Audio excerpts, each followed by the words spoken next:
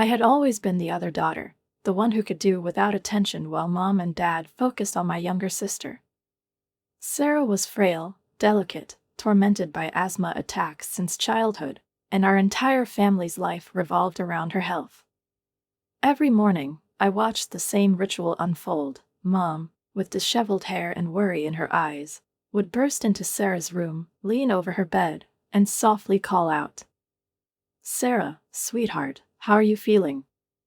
Let me check your temperature."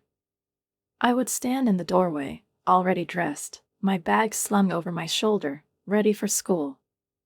"Don't forget your inhaler," Mom would continue, taking my sister's hand. "Do you want me to call Dr. Thompson?" Sarah would lazily nod, still drowsy, and let our mother wrap her in a soft blanket. Dad was the same. If he was home, he would go straight to Sarah's room after work, peek inside, and smile warmly. "How's my little fighter doing?" He barely noticed me. I had gotten used to it. I had also gotten used to having breakfast on the go, tossing an apple and a hastily made sandwich into my backpack.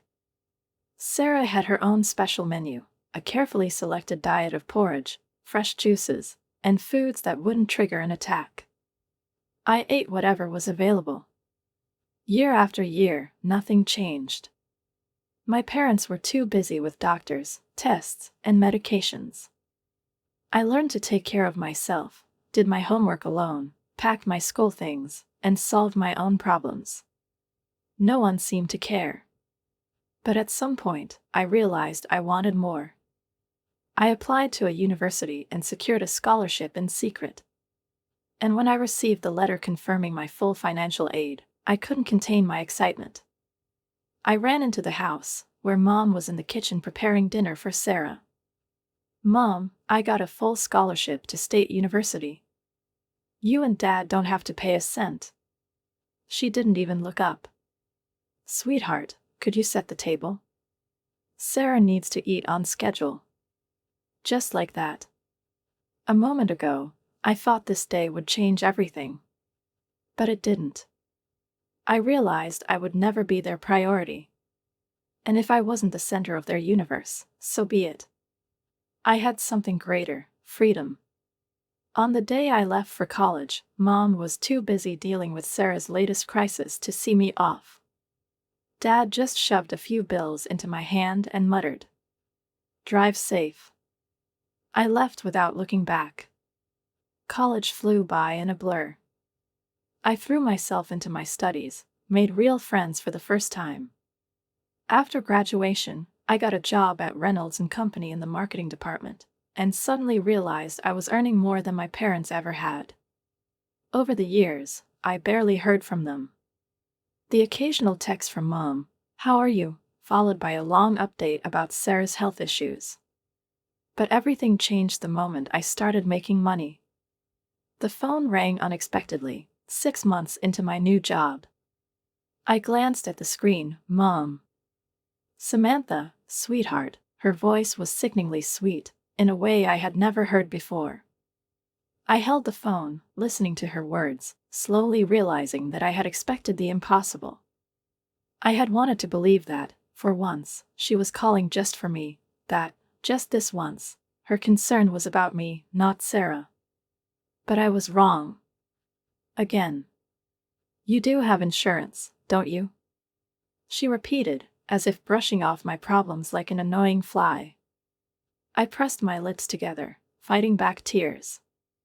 "Of course, Mom," I replied evenly, though there was no warmth left in my voice. "It's fine. I'll manage." She sighed with relief, mumbled something vague about her blood pressure and exhaustion, and quickly ended the call. I set the phone down and rested my head on my knees.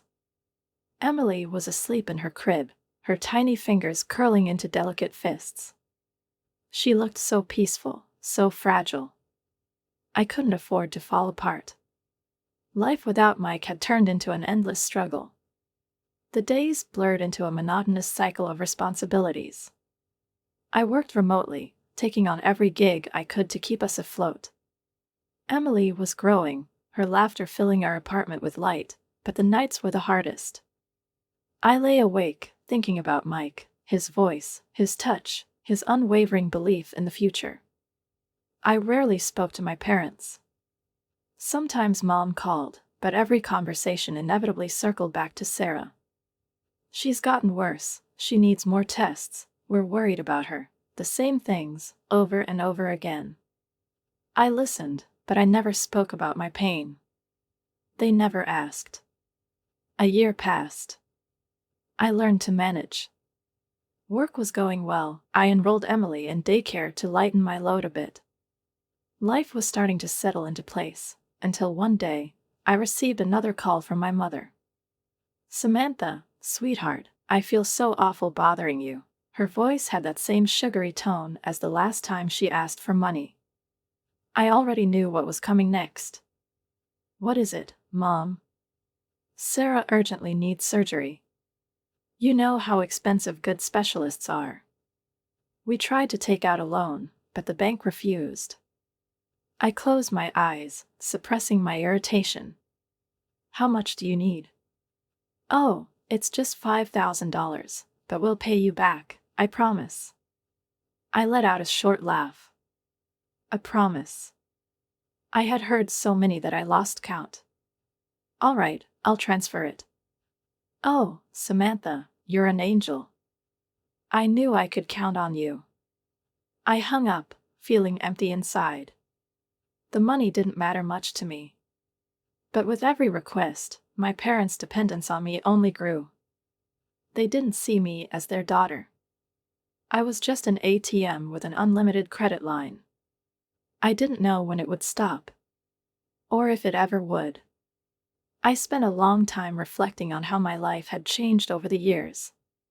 Despite all the pain and loss, I had managed to create a stable and happy world for Emily.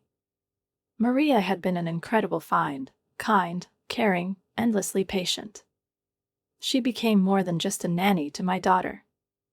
Sometimes I caught myself thinking that Maria was giving Emily something I had lacked in my own childhood: attention, love, and genuine affection, freely given with no expectation of anything in return.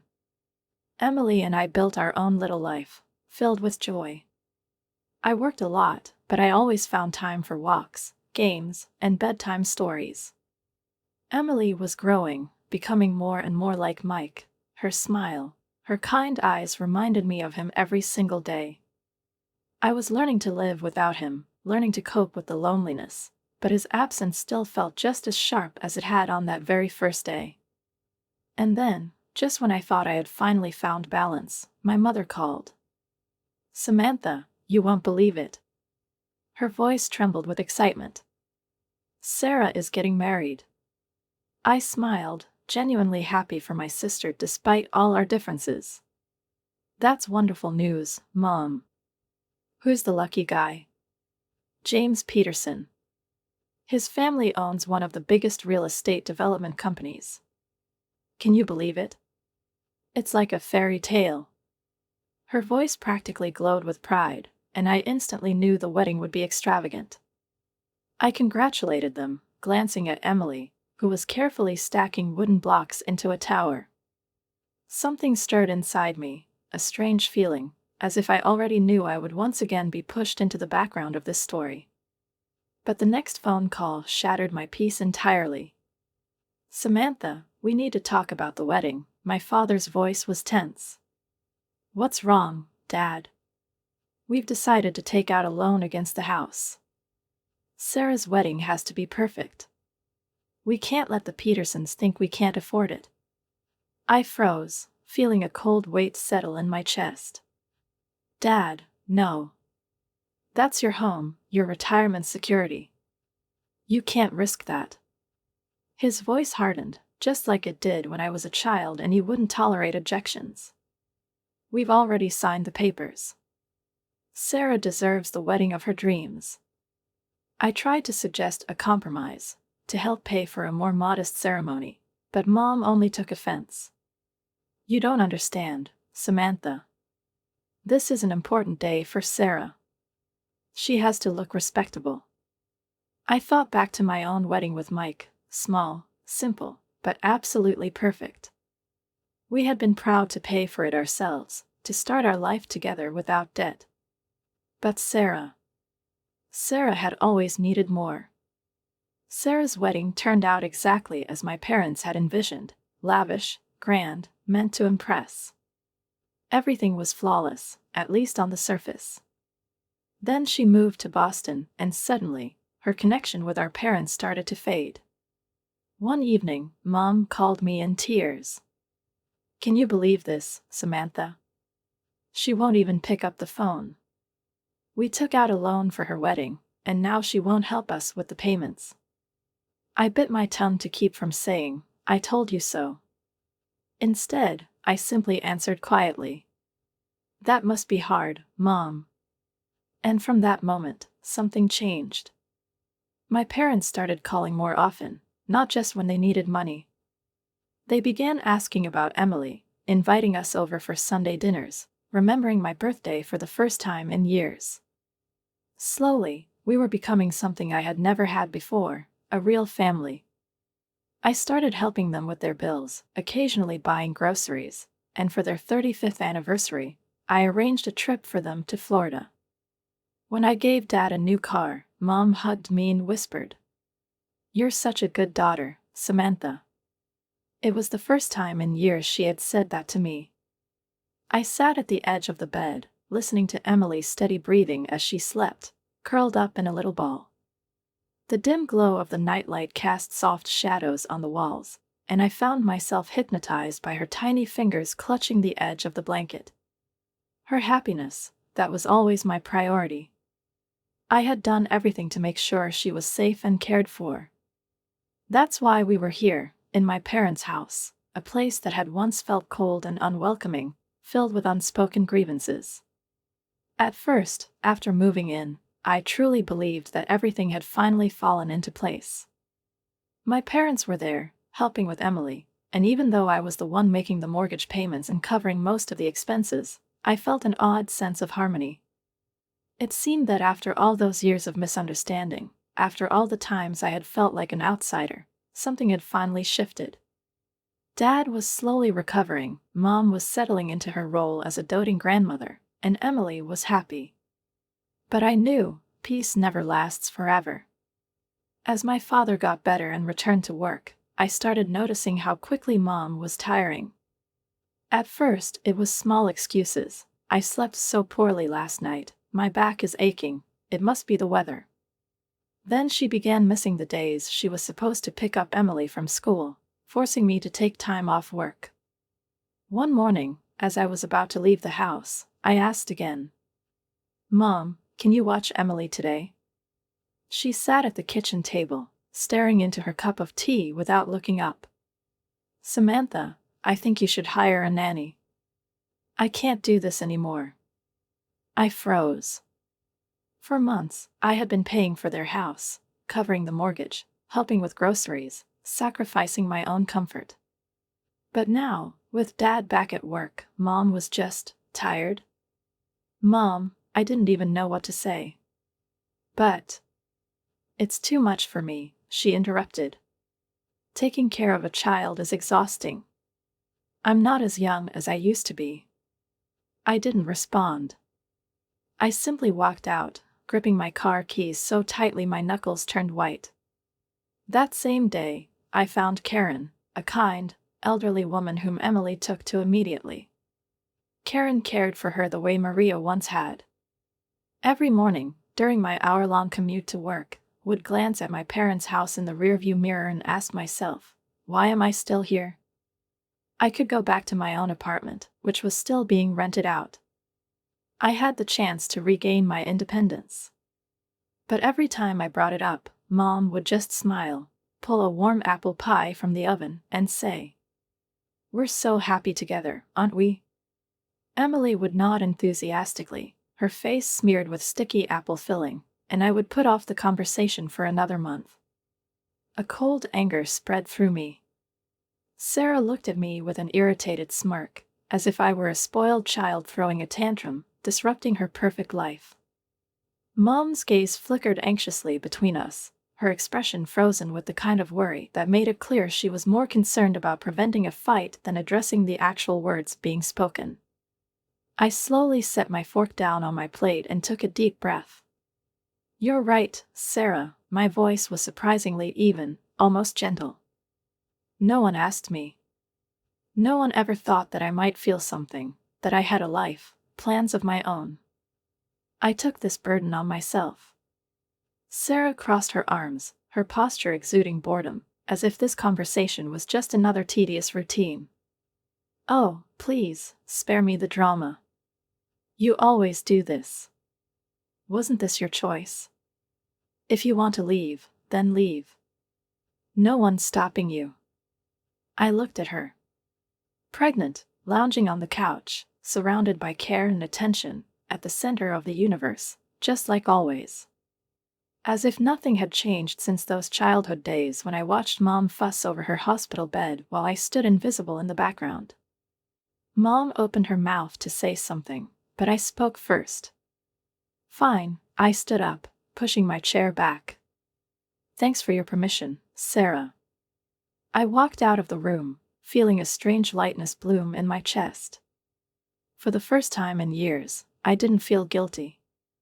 I looked at her and remembered how I had once stood before her, holding Emily in my arms, desperately needing help.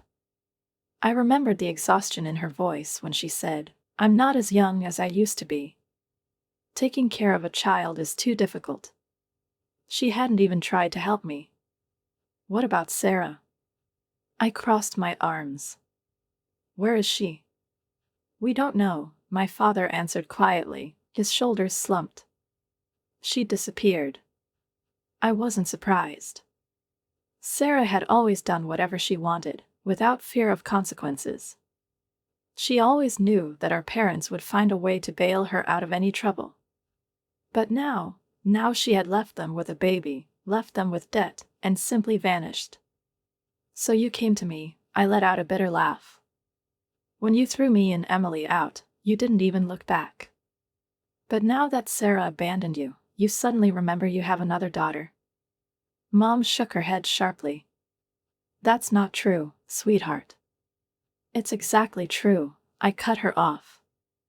"Every single experience from my childhood and adulthood tells me that's exactly what this is." My father, who had been silent all this time, finally looked up at me. "Samantha," his voice was rough. "I know we made a lot of mistakes. But this isn't about us. That child is innocent." I looked at the baby. He was sleeping, unaware of the chaos he had already been pulled into. And something inside me shifted. Not for my parents. Not because of their pleading or manipulation. But because of this tiny, helpless being, abandoned by his mother as if he meant nothing. I took a deep breath. "I'm not moving back," I said firmly. "I'm not paying your mortgage again. I've helped you for years, and the moment I stopped being convenient for you, you threw me out like garbage." "But," Mom choked on a sob.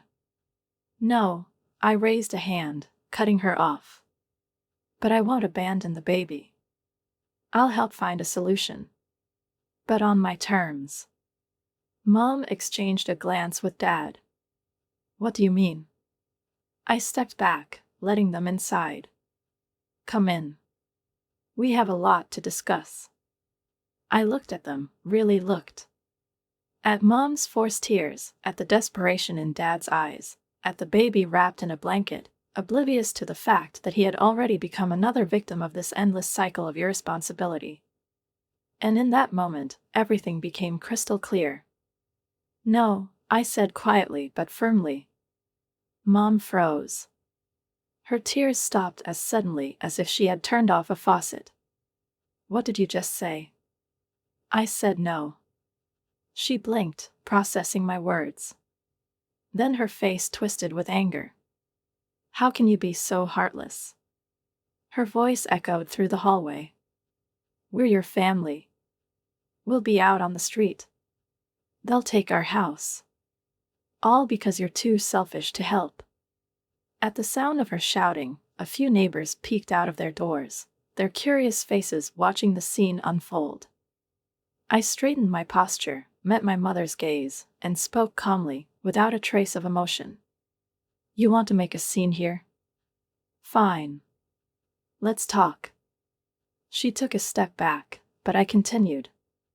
Let's talk about how you refused to help me when Mike died, and I was left alone with a 3-month-old baby. Let's talk about how you mortgaged your house to pay for Sarah's wedding. About how she left you with that debt. About how she abandoned her own child.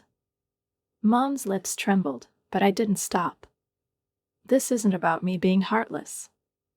This is about you finally facing the consequences of your choices. Dad clenched his fists.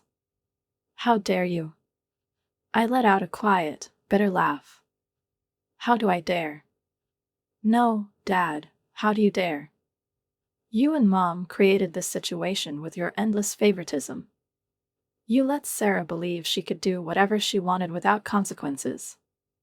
And now, when everything has fallen apart, you expect me to clean up the mess. I shook my head. That's not going to happen. But we're your parents. Mom's voice turned pleading again. No, I said, looking her straight in the eyes. You're Sarah's parents. You made that clear the night you threw me and Emily out. For a second, panic flashed in her eyes. Samantha. Leave. My voice was as cold as ice. And don't come back. Forget my address, my phone number. Forget that I exist, just like you forgot about me my entire life. I shut the door in their faces. Mom's desperate cries rang out from the other side, but they no longer reached me. Mommy? I turned around. Emily stood in the hallway, her big eyes filled with worry. Are you okay? I walked over, knelt down, and pulled her into a tight hug. Yes, sweetheart, I whispered, holding her close. I'm better than okay. I'm free. That was the last time I ever saw my parents. I don't know what happened to them, or to Sarah and her child. Sometimes Emily asks about them, and I tell her the truth. I don't know. I also tell her that sometimes the best thing you can do is walk away from those who hurt you, even if they're family. Our life now is beautiful. Emily is growing up confident and loved. She's thriving in school, I love my job, and we're building the life I always dreamed of, a life built on real love, not manipulation and obligation. Sometimes, late at night, I open an old photo album. I look at the smiles of people who were once my family. And in those moments, I feel a small pang of sadness, not for losing them, but for what we never had. But then I look at Emily, strong, happy, fearless, and I know I made the right choice.